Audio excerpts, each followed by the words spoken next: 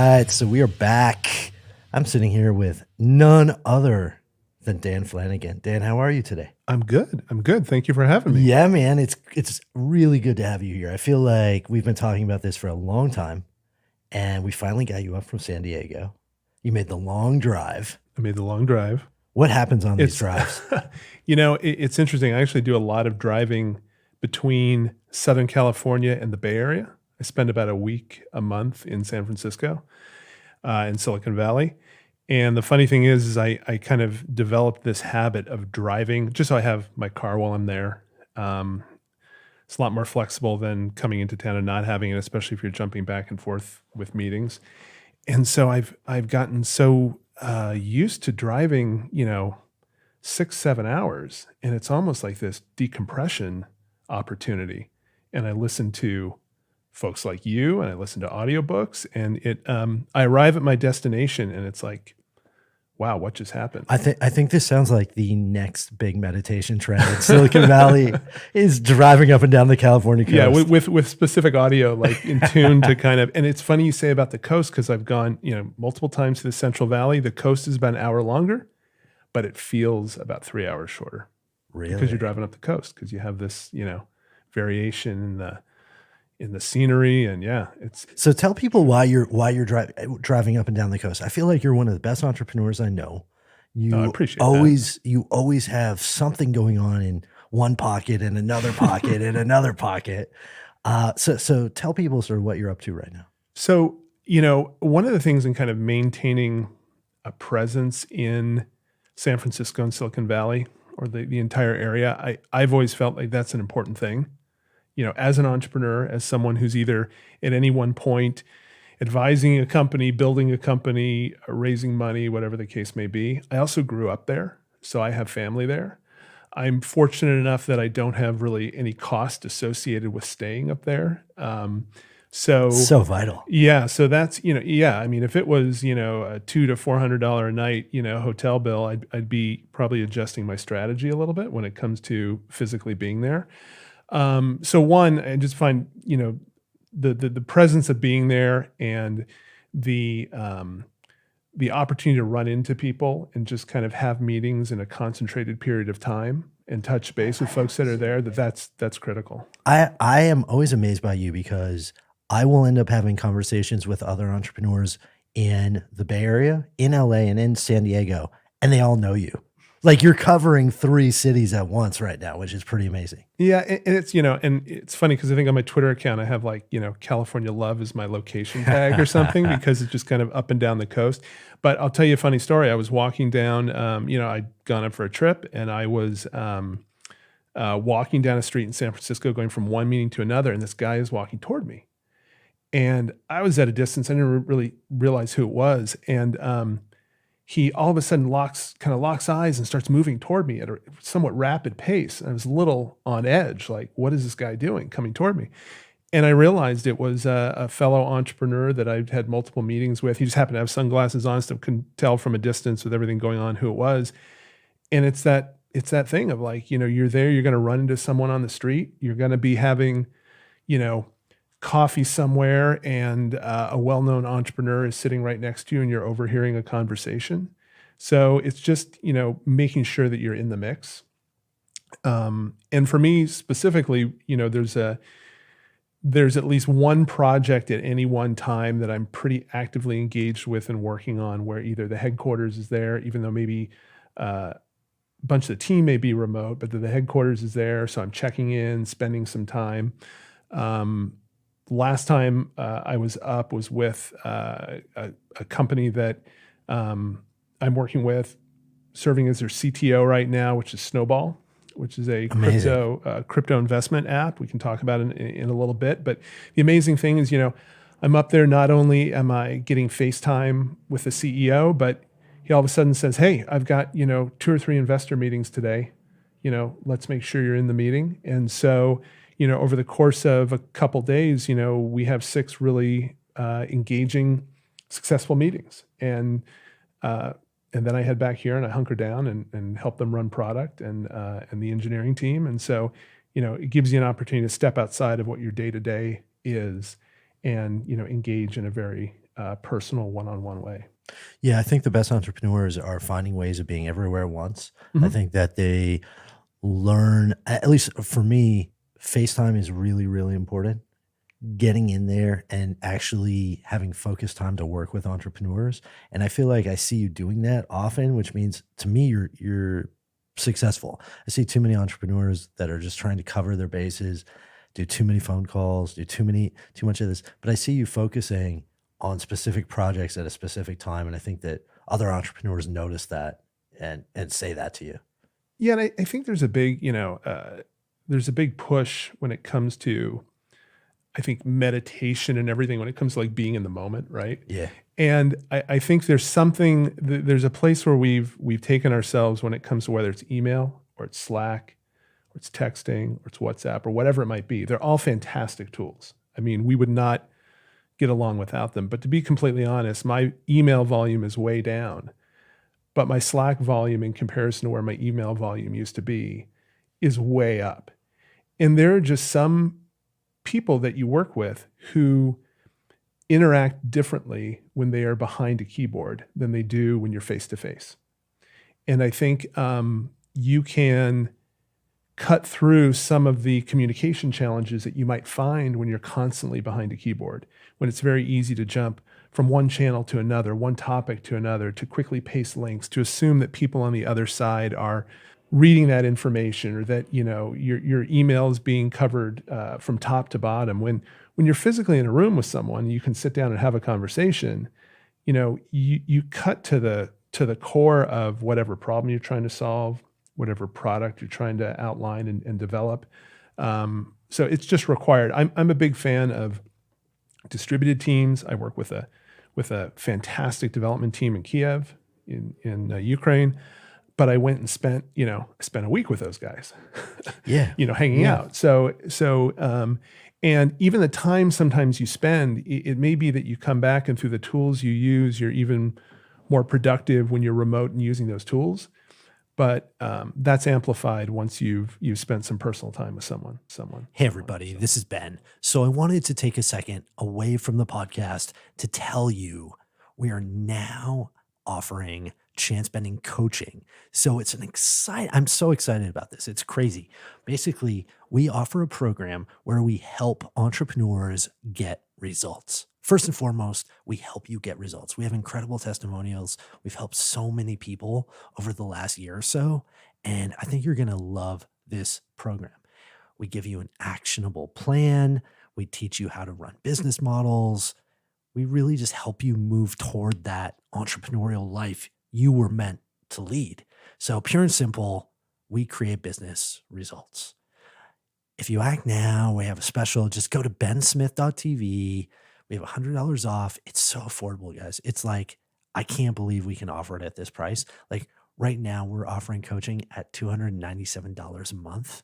I don't know anybody that can meet that price. That's what we're doing.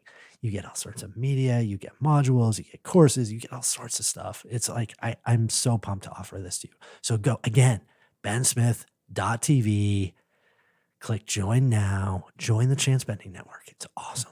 All right, back to the podcast. So tell us about this crypto project. So Snowball is the first, what we call smart crypto investment automation platform. So SCIA. And if you think back to like when Salesforce started, right? They kind of coined the term SaaS, right? So we're trying to kind of coin a new term and a new category here. So you can think of it kind of like Wealthfront. What you effectively do is when you download the app, you're able to invest in one of a number of different crypto portfolios. And those portfolios map some of the popular crypto indices that are out there on the market that are only available to accredited investors. So through Snowball, access to those portfolios is going to be available to the standard retail investor. And, as you know, my background being someone who's always, well, first and foremost, been focused on how does a person interact with technology? Like, how do you make that interaction natural and easy? And then focusing to a great degree on top of that when it comes to social apps, that to me, one of the big challenges crypto's always had is that it's been in the realm of geeks, right? It's something where you have to understand, how to get a wallet, how to have that wallet address. You have to research different crypto coins, kind of built into the structure of both, cryptocurrency / blockchain is this barrier where it's not necessarily incredibly accessible to the consumer. So, part of my goal and part of one of the things that attracts me so much about Snowball, as a product, is kind of this idea of, one, taking something that's incredibly complex and making it simple. We kind of joke that it's grandmother proof. We're trying to build a grandmother proof UI, taking a lot of cues from Apple when it comes to user experience and ease of use. But also taking something that, up till now, you've had to spend a lot of time researching, a lot of time reading blogs, signing up for newsletters to understand crypto, and putting some of that intelligence behind the scenes. So, you can invest in kind of an index fund strategy and not have to sit there every single day worrying about what coin's up, what coin's down. Right. And so I think it's the combination of both. And it's funny that, I don't know, I was listening to another podcast the other day when someone was talking about design and they had brought up the same thing. They said, well, every time I design something, I focus on making it, I always think, could my grandmother use this?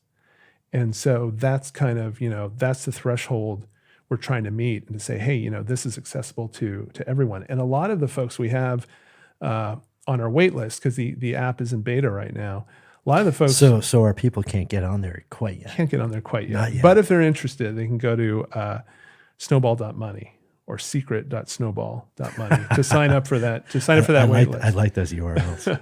But a good chunk of the folks who are on our wait list are, younger individuals who are looking to get into crypto, who haven't yet, who, want something that's going to make that experience a little bit easier and make that experience a little bit more of a guided one and not just a shot in the dark when it comes to How do you they're guys investing. combat? I mean, we've all seen crypto valuations or values go down in the last year and a half. How are you guys? How do you think about that as a marketer? Yeah, well, as a marketer, I think of it. I think at a very high level. I think you're always, and if you look at the trends in crypto, you're going to have your bear markets, you're going to have your bull markets, right? And as a marketer, I think, and this is one of the things, a lot of these folks we have signing up are folks who aren't in crypto yet. They're kind of now looking at this, what essentially is a bear market and saying, okay, now's the time for me to get in.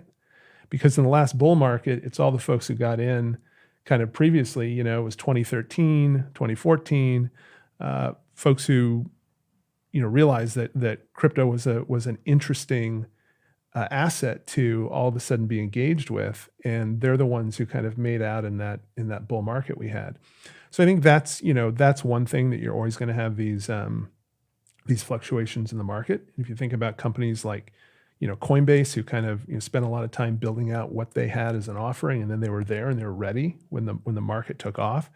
So I think that's one thing. I do think we're reaching a new generation of folks who are, like I said, interested in crypto, but not necessarily looking to do, they're not all super geeks who are looking to do all the research, or who were into crypto because of the blockchain technology behind it. Right, they're more into crypto because of the aspirational idea of like, hey, I need to diversify investment, and I shouldn't just have stocks, but I should have some investment in cryptocurrency as well. So as a marketer, I mean, the company is really a strong, marketing company. Our message is about, what you can achieve if you take an approach to smart investing, and much less about, promoting, a given coin or a given project. And that's one reason why kind of that index approach, it's the Warren Buffett index investment approach. That It's super interesting, because it sounds like what you're saying is, let's treat this as a real financial instrument, and less about the technology itself in some sense. It's this idea of like, look, this is a class of investment. We're going to talk to people like it's a class of investment. As you said, there's bull markets, there's there's bear markets. But what's important here is that our young customers want to diversify. They want to get into an emerging field, but the specifics of the emerging field are less important in this product. And I think that is that right? Yeah, I mean, I think crypto as a way to diversify your overall portfolio is important. But I think, again, the specifics of tracking, these aren't folks who want to be day traders, right? These are people who want to start to put some money away. I mean, one of the big features we have is that idea of kind of the dollar cost averaging of, every single month having a recurring deposit, going into your account, so that you're spreading that out. You're also making it a little bit easier, on yourself, and kind of automating that savings that you want to put away. So yeah, it's really kind of approaching to some degree a maturing consumer market for the asset that's there. And then if you take a look at everyone on, the banking side of things and everyone in finance, I mean, digital is where this is going. Yeah. This is not going back, right? So the question ends up being, great, markets are gonna rise and fall, but this idea of the digital asset is only going to continue to strengthen. It's not going to go backwards. And we see that across the board, whether it's, infrastructure improvements using this type of technology, financial infrastructure improvements using this type of technology. So the story always told by folks in the space is, right, it's easier for me to, if I want to get $10,000 to my friend or relative overseas, it's almost easier for me to fly, with right. cash in a bag, right. as opposed to using using the banking system. So it's always going to be driving toward, faster, more immediate, more efficient ways of transferring value. And so, we think there's a role in that from a consumer standpoint. So you've been involved. I mean, I've known you for a long time now, it feels like. You've been a pioneer in what I would call the B2C space with social media. You were involved with VR. You've done just a number of projects over the last 10, 12, 15 years. How is this one different? Like, how does this one feel different to you?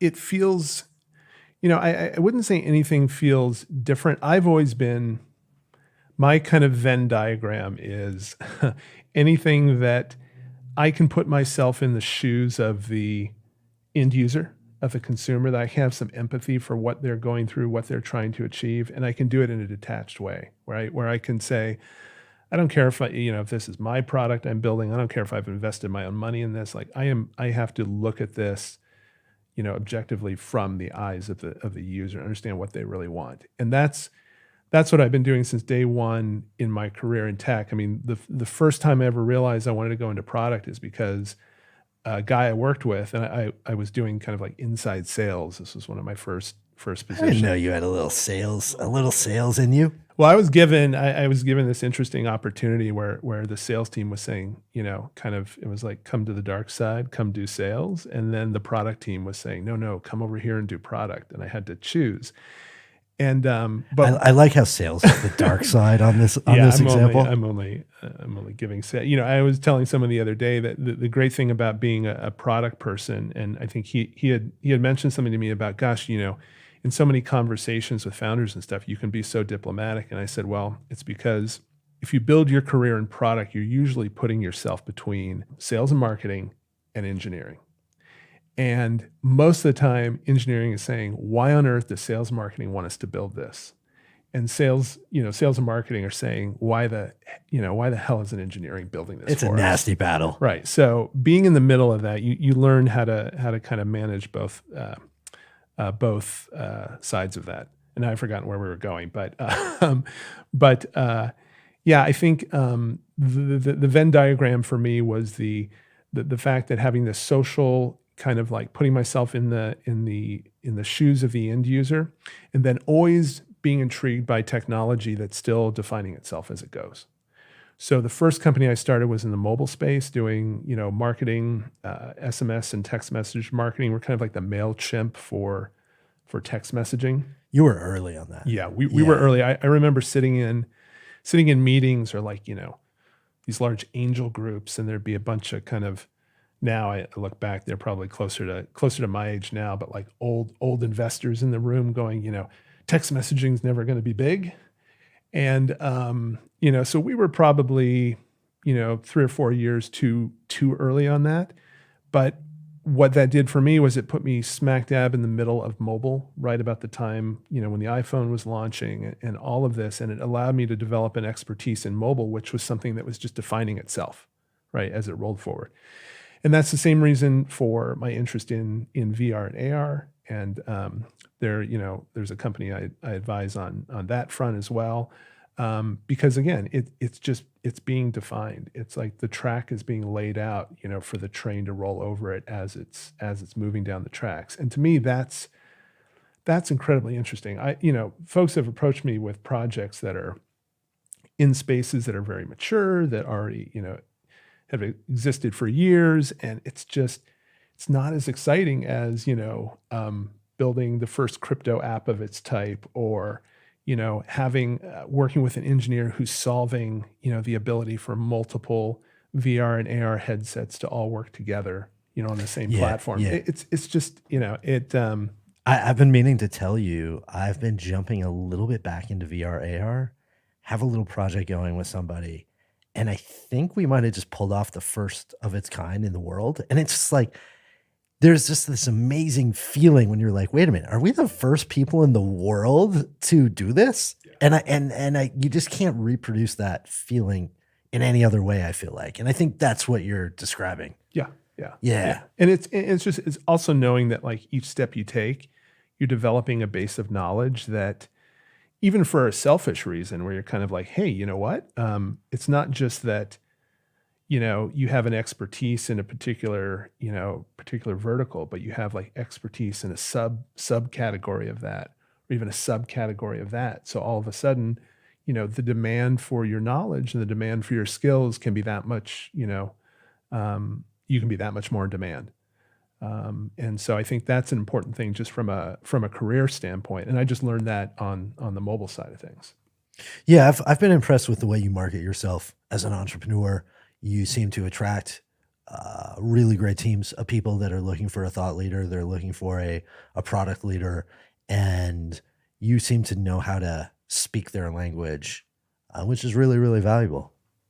Yeah. I mean, it's something I think you develop over time, and it just improves by having multiple experiences with different teams and different folks, and diverse teams. I mean, even when I think now about engineering teams that I've worked with locally or remotely, whether it's a team in China or a team in India or a team in Kiev, here locally, even that helps you develop those communication skills and project management skills and all of that requires really taking an idea, at the end of the day, I consider myself a creative person, taking an idea from just a concept all the way through to something that's in someone's hands. That, that's the thrill. That first company I was talking about working at way back when in Silicon Valley, when I started in tech, was a hardware company. It was consumer hardware. So back then, most consumer hardware was sold at, CompUSA or Fry's Electronics or somewhere like that. So the thrilling thing there was to design something, get it, built by the engineering team, get it manufactured. It would go into a retail box, and as a product person, you were responsible for that whole thing. And then it would end up on the shelf. And sounds creepy, but I would go, we kind of had to do this anyway. We had to go and check, retail shelf placement and everything. But I'd go into one of these retail stores and I'd kind of like stand there in the aisle, as someone came by looking at the different, products that were there in the aisle, it was kind of like, oh, have you considered buying that one there? And, seeing someone actually pick something up and make that decision, that's, that to me was incredibly fulfilling type of thing. It still is. Tell us about Butter. So Butter is a social discovery app. We've been iterating on Butter for, probably now, in a serious way for about 5 years. In a less than serious way, and just kind of as a experiment before that, probably 3 or 4 years in advance of that. And part of what Butter became was a little bit of a happy accident in finding kind of what we felt our or our eventual product market fit. So, ton of dating apps on the market, right? Not only the top dating apps that are out there, but if you just look in the category, there are new dating apps popping up all the time. And there are, a bunch of social apps like Instagram, et cetera. No one. What year was this? Gosh, so 2012, 2013 is when I think we really kind of hit the ground. Really with at the this. height of consumer social Yeah. apps, app store, people going crazy. Probably one reason why we kind of leaned into it at that, at that point. Yeah. It was just, I'm just trying to describe the scene to people Yeah. because it was a different era. It really was, even though it was only 6-7 years ago. Oh, I remember exactly where I was when the news broke that, that Instagram had been acquired. Yeah. Which is kind of, you talk about historical moments when you remember where you were. But I mean, It's the same day that Whitney Houston died, right? Yeah, I think it may have been. I sort of conflate the two. It could be. Could be very close. And yeah, so social was one of those things that always intrigued me from the standpoint of, content created by users, giving users, kind of empowering users to be creative in some way, right? To express themselves. Knowing that you could launch something that overnight, if not 5,000, 10,000, hundreds of thousands of people could be using, which to me, as a product person, when you're always, looking for engineers and people working on a project, you know the difference between like, well, we have this idea, we're thinking of building it, we don't know if we have product market fit yet, can you come on and join the team, versus, hey, how'd you like to work on a project that has, 30,000 monthly active users, where when you make a change, pretty quickly, what type of impact that change is having on the base of users. So that was the environment we were in. And, we just had created a very basic kind of minimal viable product that was a feed of photos, and then users, interacting with those photos, kind of rating them on a 1 to 10 scale. And it could be anything. It didn't have to be based on someone's looks. It could be, what do you think of my, and we kind of added this idea of a photo question. So every time someone posts a photo, it was, what do you think of my, and fill in the blank. So we thought, okay, this is people like, what do you think of my shirt? I think, what do you think of my smile was one of the biggest, biggest questions. But then we had, people doing things like, what do you think of my, what do you think of the mistake I made? And it was a guy posting a photo from a hospital bed. He'd been shot because he was outside of a drug deal or something, or what do you think of me meeting my adopted parents for the first time? Right. There were some of these really interesting kind of heavy photos people were posting with this idea of this question, giving those photos context. And so, we started getting this activity. We started getting these downloads. We did some interesting hacks to do some growth hacking stuff. And we thought, okay, we're at this point, we're going to go and start to talk to investors about this. And I remember the consistent feedback we had from the investors we talked to was, all of them looked at it and go, they all agreed there's something going on here. There's there's an interesting dynamic happening with you got that VC. Oh, there's something going on. There's something interesting. Yes. But we're not sure what it is. And we would try to explain, hey, you know what? It's kind of a teen, early 20s demographic. These are, this is why these people are doing this. It's not a dating app. It's something else. And we finally, after kind of scratching our head and going like, what's going on here? We started looking at our reviews, in the App Store. And the review, we were getting such, we were doing some things to, prompt people to review, but we were getting such positive reviews. And we started to look at those reviews, and a lot of them were saying like, I've met such great friends on here. I met this amazing friend on here. There's this other friend, and it was all about meeting friends. And this wasn't an app that, you could pick your geography. It was, you went on, you saw someone come into that feed, post a photo, whether it was, what do you think of my abs, or, what do you think of my new guitar? And it was people striking up, conversations, either comments on the photos or going into private chat with these other users. And since then, we've had users who have, met each other and gone on vacation together. We've had people who, they're now married because they met on the app. And so it really came down to where we found that product market fit was in what we essentially is a friend discovery. And that there are still very few apps out there, very few tools out there, social tools that allow you to find someone else to, at a minimum, just talk to who has a similar interest.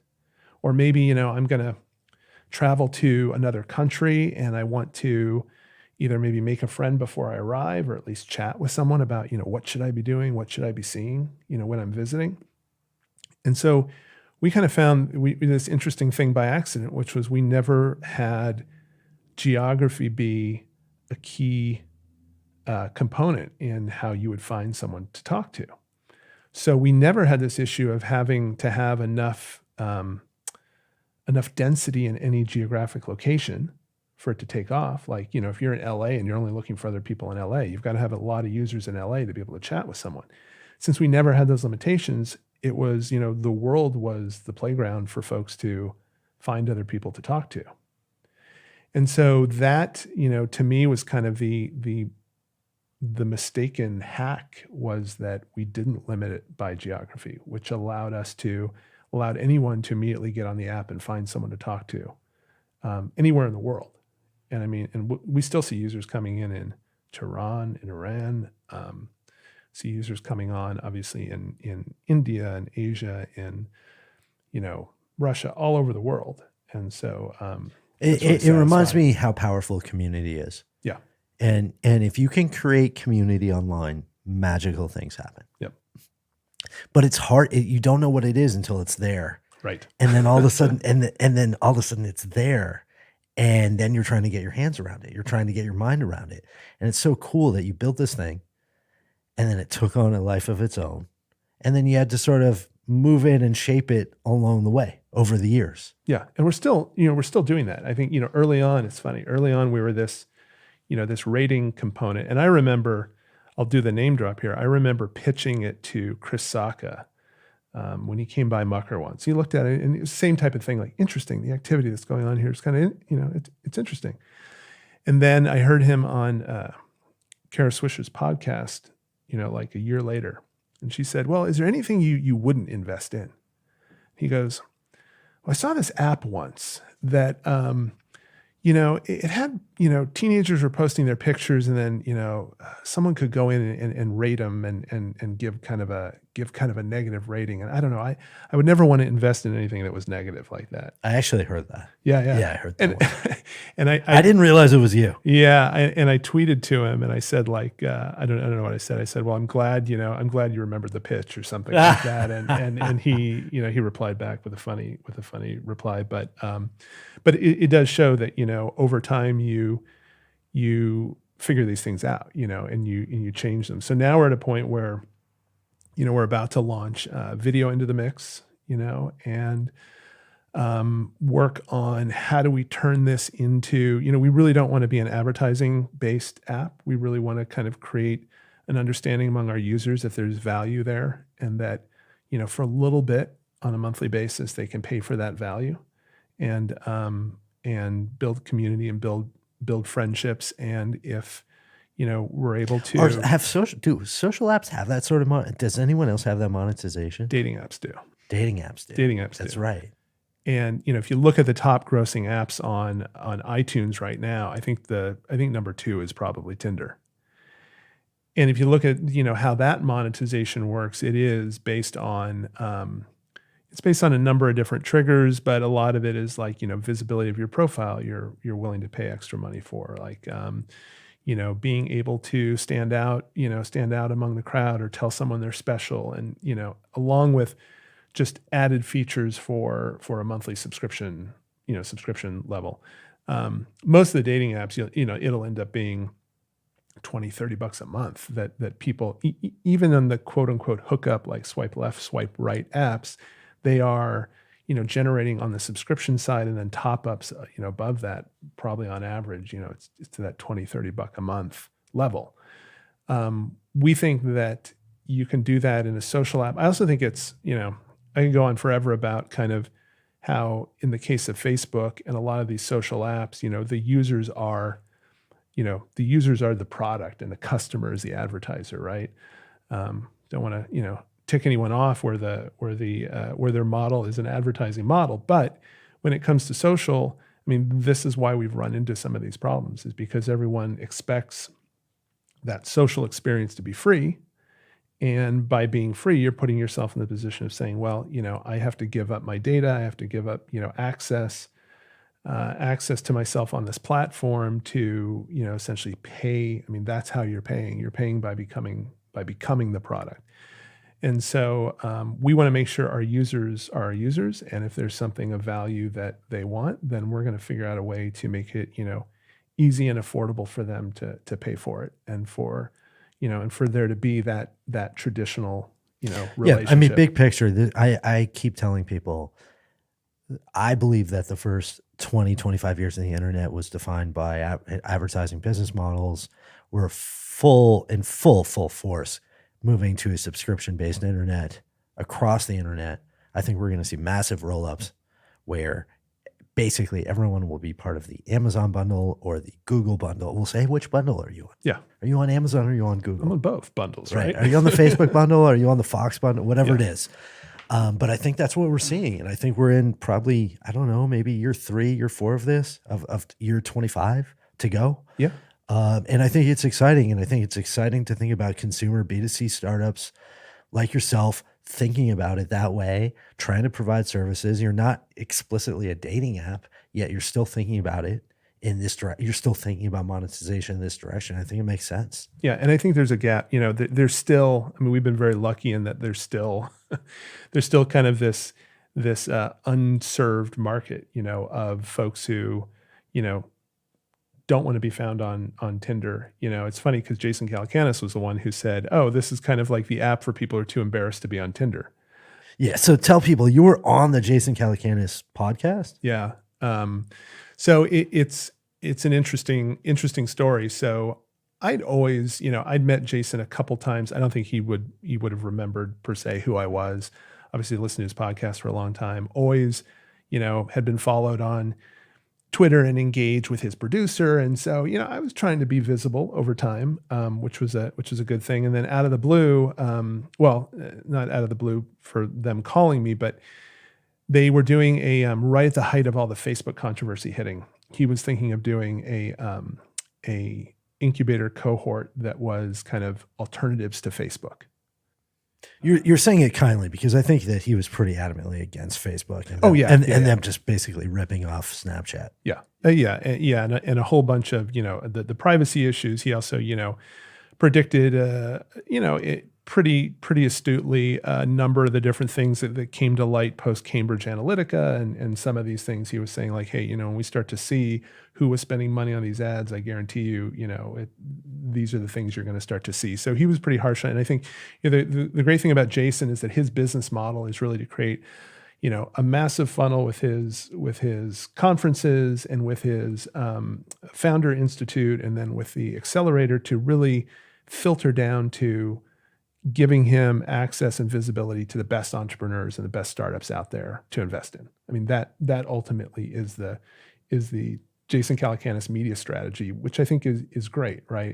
It's feeding down into that while providing a lot of education, a lot of insight into founders, everything. It's feeding into that discovery. And so I think this idea of the anti-Facebook thing was really interesting. So I just, the form was pretty quick, filled out the Google form, submitted it. And I think a couple days later, his producer called and said, yeah, can you be on the show next week? And, and I just bring this up because this is where I think a lot of entrepreneurs, at least maybe half of entrepreneurs out there, have that momentary thought of, ooh, not ready to talk about it. Imposter syndrome, whatever it is that kind of hits you where you go, oh, I finally have this opportunity to be on the show I've listened to for so long, and to pitch someone like Jason, get feedback that maybe I'm not, maybe we really aren't ready. There'll be some other opportunity. And so that hung in my head for about 30 seconds. Or I think I went and took a shower and focused and thought, are we ready for this? And then it was like, okay, we'll go ahead and do it.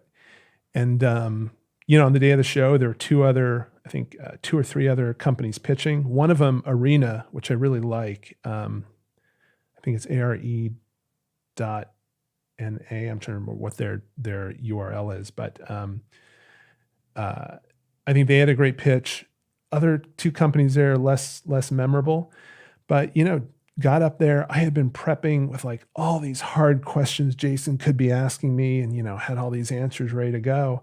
And I think it was maybe the first or second company to get up there on the mic and pitch, and did the quick pitch, had the deck. And Jason was just very, very positive in his feedback. And so that was exciting, just kind of being on the show and getting the visibility. And you weren't like, my God, what an asshole. No. I was like, no. Yeah. I was like waiting for, I don't know. It'd been a while since I heard some of the pitch shows, I guess, and I was just waiting for it to be more of a, why are you doing this? Why are you doing that? Have you thought about revenue yet? How much traffic did you get from that? Traffic downloads to the app, not much, but I think where the insight came was just a lot, or where the traffic or the feedback came were just a lot of people I know going, oh my God, I saw you on, I was just listening and it was you. And even people I'd worked with, I've worked with maybe 20 years ago, like in 97 or 98, someone reached out, a couple of people reached out to me. They're like, oh my God, next time you're up here, we should have a coffee or something. So it was, I think it was, it was just a great experience to get on there, have the visibility, be able to leverage that clip when it came to, investor updates and everything else. It's always good to show that you're visible. We did get in that group. We got selected down to the final like 20 companies that were then going to go down to the final 10 that were going to become part of the incubator. And when they got down to the date where they were going to announce the final 10, they more or less said, you know what, we don't have enough here that we want to work with from the standpoint of having an actual entire cohort that we're going to pass. But good luck if you want to apply to the rest of our accelerator program. Got it. So they dumped all of you. They dumped everyone who was in the final group. Yeah, without any designation of like who would have been like maybe in the 2 or 3 that were. Do you feel like it was a ploy? No, I don't think it was a ploy. I mean, I just feel like, again, I feel like it's part of the model that they run, which is, it's a funnel. It's a filter down to, probably like 400 companies applied, right? It got down to a list of like 100. Of the 100, they took that down to 20, and of the 20, they were going to have 10. And so, it's just a funnel process. And I think if the companies are not at the right stage, I went and sat in on one of their accelerators, and I think you can find, I don't know if these videos are on YouTube. If you search for Launch Accelerator, but you get a very good sense of where a company needs to be in the accelerator. And at the time, we were not in the right place from either a growth standpoint or a revenue standpoint, right? Most of the companies who are one thing that I really applaud Jason with is he's a focus on product. You have to have a launched product, a product in market somewhere, even if it's, just launched or tested. So, having a product in market was, one, check off that. 2, having users check that off. But 3, figuring out where revenue is and all of that, we were a little shakier on that, shakier on how we were going to drive growth long term. So I just think personally we weren't ready. I think we've got the relationships there, when the project's at the right stage. I try to tell people the bar is so high in 2019. Yeah. You have to have a shipped product, like Jason says. You have to be out there, number 1. 2, you have to be doing things. Like it's no longer about plans. It's no longer, I know some startups, I've seen a lot of startups recently where I'll take a look, I'll review, and they'll have some incredibly complex product roadmap to the point where I don't even understand where they are. That doesn't work. I'm sorry. If you confuse people to the point where they have no idea what you're doing, it doesn't work. You have to have traction.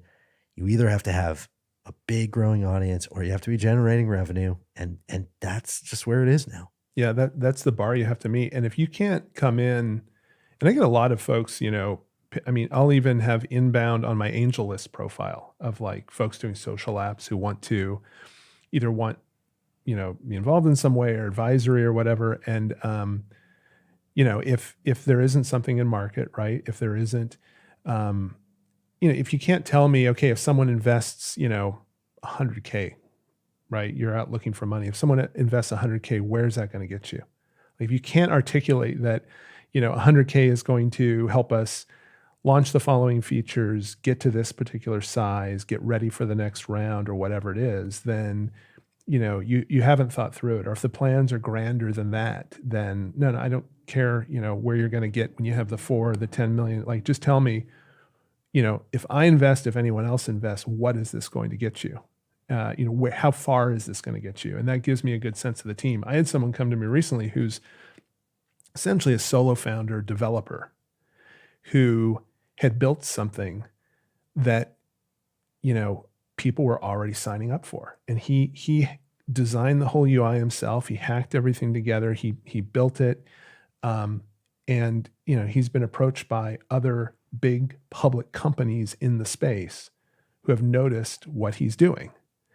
And, that to me, that shows me, okay, if you can do that with almost nothing or with money from, friends and family, just a little bit, and you can actually build something yourself and get it out there and iterate on it. And you're absolutely obsessed about, how it's going to grow and what the next features are going to be and what to do next.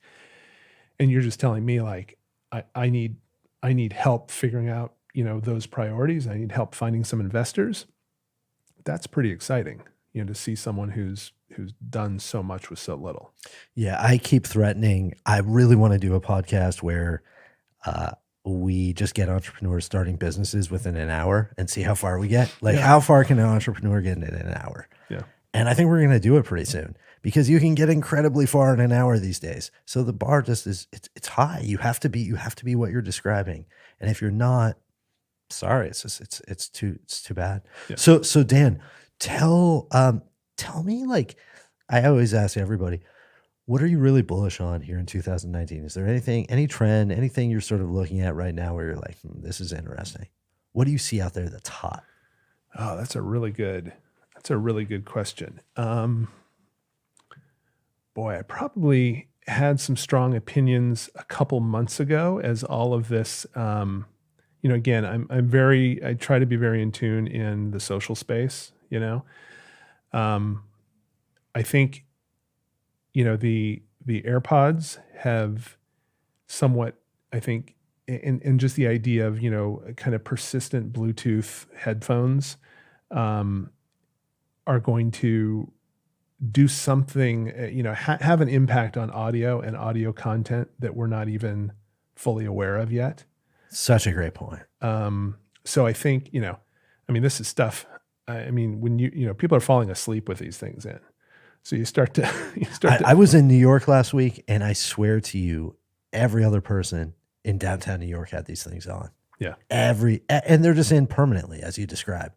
Yeah. I know when I bought them, I tried to keep one in my ear for a week without taking it out. I feel like I was like one of the first people to try this. Yeah. And it pretty much worked. It wasn't quite ready for prime time, but I feel like we're getting closer and closer to that point. Yeah. I think we're getting close to this idea of, some type of persistent audio experience, almost even before like walking around in AR glasses. Like, you're much more likely to be, having some type of ongoing, persistent audio thing going on.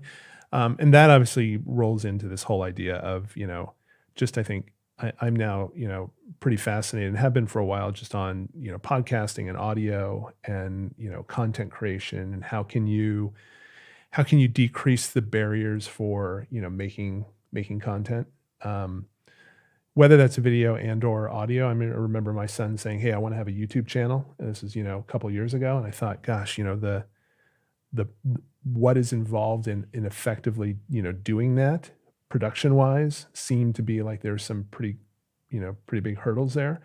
I think on the audio and video side, if we can get to some tools that are, and I think there are some things out there that are doing this, get to a point where that becomes pretty frictionless, that we're going to have this, explosion in content. Yeah. We're already seeing it. I think what I really have been looking forward to, and why I actually got into the voice space in the first place, was I really think we'll see short, frequent interactions given the AirPods. Yep. So instead of thinking of a 45-minute podcast or even a short form 45 or like 5-minute podcast, think of it as, instead of short check-ins, almost like Twitter, a little bit longer than Twitter maybe, where it's like you're checking in with Tim Ferriss, I don't know, 5, 8, 12 times a day.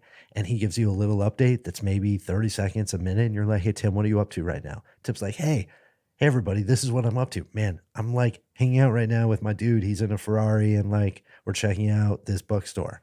Like that's the future, I think, where audio is going.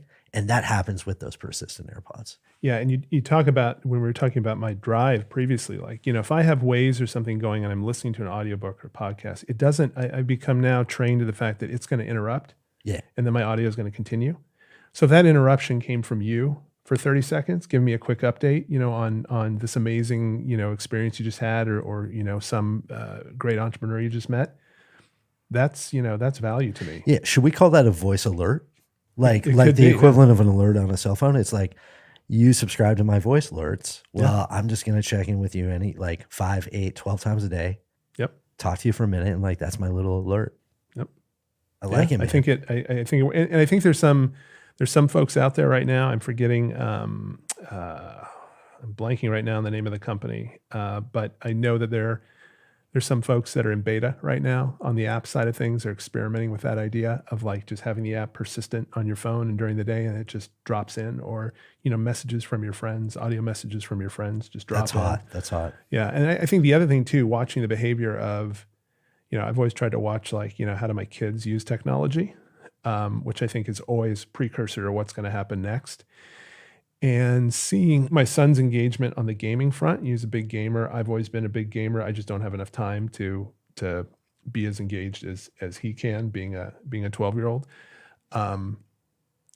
His behavior when it comes to Xbox, Fortnite, and other games has me convinced that there is a new social paradigm coming for that generation and we even find this some with butter, where people kind of go like, oh, someone would want to be friends with someone that they never meet. And I find it being, it's a purely generational thing. So when I'll draw the contrast and why I'm so excited about kind of that behavior that I'm seeing. And I don't think depending on how you parent, I think, video games and all of that can actually be a very good thing and a very positive social thing. When I play, single player, long narrative type games, right? I'm not really into multiplayer stuff. When my son jumps on the Xbox, he doesn't jump on the Xbox to play Fortnite.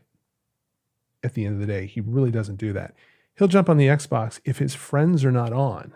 And those friends consist of people he knows at school, people he's never met before face to face, right? But some of them, they've had friendships over the last, 4 or 5 years. They've been friends online, from Minecraft all the way through now to something like Fortnite or Apex Legends or whatever the next, game's going to be. But he gets on there to be with his friends. They choose multiple games to play. And they don't, he's not getting on to play Fortnite per se. It may be that they decide to play something else. Yeah, he's getting on to hang out with his friends. He's getting on to hang out with his friends. Yeah. And like I said, 2/3 of those friends, 3/4 of those friends are people he's never going to meet face to face, right? But they know their names, they know their ages, they know what their interests are in school, they know what their parents do for work, And so anytime anyone tells me that this idea of social interaction, remote social interaction and being friends with people who you're likely to never meet face to face is not going to be huge, I'm convinced that really at the end of the day, and we've talked about the value of face to face, right? And the value of that. But I do think a big portion of what that generation is going to experience long term, both with work, in the work environment and social environment, is going to be, long term friendships and relationships with people, remotely, who they're likely not to meet face to face.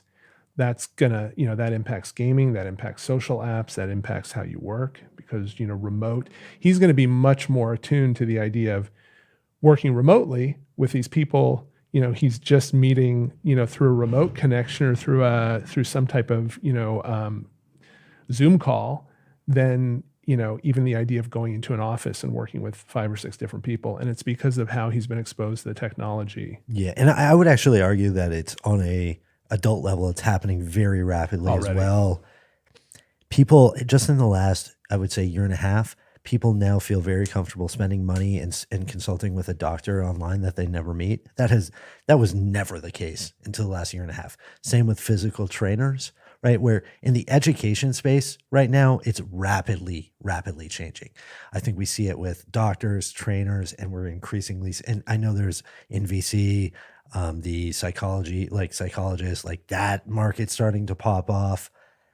I just think we're seeing it across the board, and we're just picking our spots right now. Yeah. Of where we feel comfortable, or, I know people who probably would never be willing to, take a medical consult, remotely, where others, the convenience level is, tips it over and makes it, an incredibly viable thing. So I just think we have a generation now, and I'm always looking to, okay, who's going to be buying these things, who's going to be engaging with these products, in their early 20s, 10 years from now, when hopefully I'm still a very viable entrepreneur / advisor investor. It's going to be this generation right now that does not even think twice about, the difference between the kids they play with online or the kids they run around the neighborhood with and ride their bikes with, which is going to accelerate everything you're talking about. It's crazy, man. Crazy. So Dan, it's a virtual world. Where can people find you? Boy, folks can find me on Twitter. I kind of go through spurts of trying to be prolific there and then not, but that's just D Flanegan. So it's D, F as in Frank, Lanegan. It's Flanegan with an E. And they can also drop their email into differencelab.com. So that's just difference, like the word difference, like to make a difference, lab. That's your like brand? Like a sciencelab.com. Yeah, that's a company that Butter is under. But Yep. at differencelab.com, we have a little email field there that folks can drop in their email. And there's going to be some stuff that I'm starting to do and kind of map out over the next few months, so they can do that. I'll keep them updated on what I'm doing. And obviously, reach out to me on LinkedIn and connect. And, if you have a product those question, you want to chop it up about crypto, you want to chop it up about B2C, you want to just anything. Yeah, hit me up on Twitter. Dan's a Send me good message conversation, on man. LinkedIn. I'm telling you, this is the guy I go to. I love chopping it up with you, man. Hey, same here. It's been a long time. So it's been good.